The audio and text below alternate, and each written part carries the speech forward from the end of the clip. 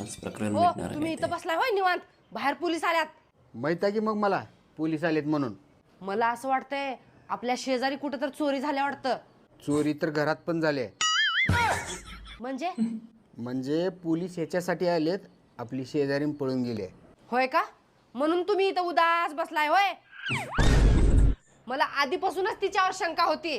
तिचे लक्षण व्यवस्थित नव्हते. खतरनाक. तुम्हाला माहित आहे का, तिचा माझ्या भावावर सुद्धा डोळा होता. धन्यवाद रे देवा, माझा भाऊ एवढा इमानदार निघाला. तिच्या बाबतीत मला सगळं काय खरं खरं सांगून टाकला. म्हणून मी माझ्या भावाला रात्रीच पळवून लावले.